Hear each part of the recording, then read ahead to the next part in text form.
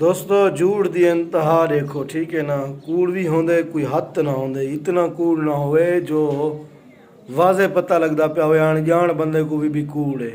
तो को पता है एक कूड़ मारन वास्ते 1000 कूड़ बंदा मारे, वला भी वो कूड़ कूड़ नहीं थींदा, वला भी उनकी हकीकत निकल आंदी है, वला भी वो कूड़ छपदा कै नहीं। जिवें तो को पता है कि मैं अज दूजा तीजा मारे वीडियो नहीं अपलोड की थी, ते तुसा भी परेशान थे बहुत दोस्त भी कमेंट की थी बन गफ़ार भाई तू वीडियो क्यों नहीं अपलोड की थी।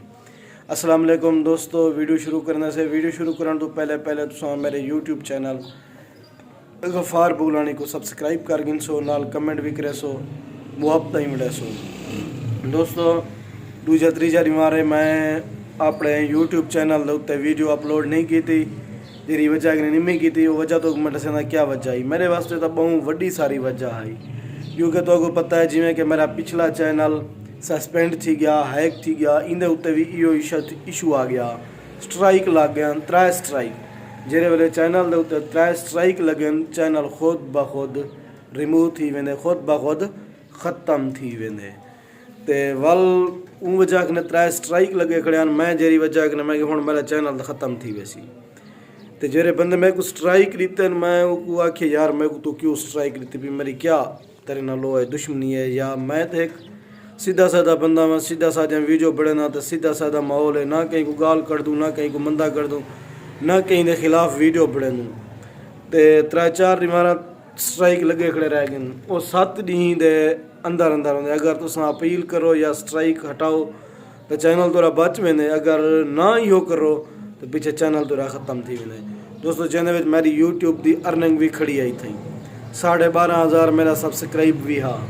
तो मैं बहुत टेंशन बहुत परेशानी दे विच हाँ, मैं कि यार क्या बनसी जेरे वेले मेरा यूट्यूब चैनल अन चल दे तो लोग इवें स्ट्राइक मुखालफत कमेंट ये वो चैनल मेरा ख़त्म थी वेंदे। पिछला चैनल भी मेरा इवें 14,000 के नाल पुजे वो सस्पेंड छा गए। मसला है अगर कहीं दे कटे तुसा वीडियो बनायो तो वो तो को कहीं वेले भी स्ट्राइक दे सकते हैं। अगर नहीं वे बने दे तो वला आदन से सारे कटे तुसा वीडियो नहीं वे बने, अगर बनाए वे तो कुछ उन्हें गाली शर्तां तुसा नहीं वे मने दे वो तोरे चैनल दे उत्ते स्ट्राइक दे देना। हुण असां ई परेशान से कहीं दे कटे वीडियो बनाऊँ ना बनाऊँ, मैं तो हुण ये कीते मी कि कहीं यूट्यूबर बंदे दे कटे वीडियो नहीं बनावनी। उनदे विच ये मसला है अगर तोरे उनदे नाल लैन देन तोरे उनदे नाल ताल्लुकात हैं चलते पैन ठीक है, अगर कोई गाल करे तोरी उनदे नाल अणभिण थई या कोई मुँह मारी थई वो वाला यूट्यूबर आके तो को स्ट्राइक दे देसी। ई नहीं होना चाहिए यार, भला यूट्यूब ही कुत्ते का पोतरे। हुण मेरे कट्ठे तुसा वीडियो बने पियो ठीक है ना, बैठो था वीडियो बनाई वे भला तुसा मैं अपने यूट्यूब के उत्ते दिती है तुसा खुशी नाल बने पियो, भला तुसा कहन के स्ट्राइक का ऑप्शन दे दो, यूट्यूब को नहीं नजरता भी बंदा खुशी नाल बैठे वो अपनी ज़बरदस्ती की वीडियो कह नहीं बने पे लेना बैठे सारा कुछ हाँ वो भी आते ठीक है।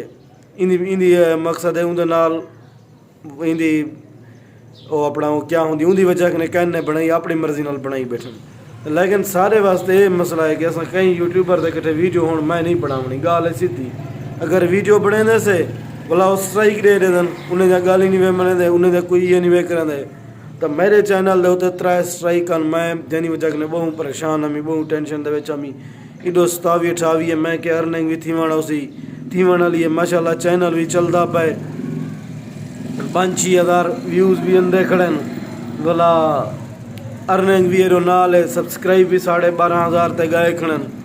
यार अरमान थी ने डोक लग दे टेंशन थी नहीं है। वल अल्हम्दुलिल्लाह अल्हम्दुलिल्लाह परला बंदा मैंने स्ट्राइक हटा की दिन सी ते वल मैं हुण वीडियो अपलोड करना पे मसला क्या नहीं ते इंदी वजह कने यार समझ नहीं आती सकूँ। बाकी दोस्तों मुहब्बत थी कमेंट करे सो तो वीडियो को शेयर लाजमी करे सो, कमेंट लाजमी कर रहे सो। मिलते से वाला अगली वीडियो।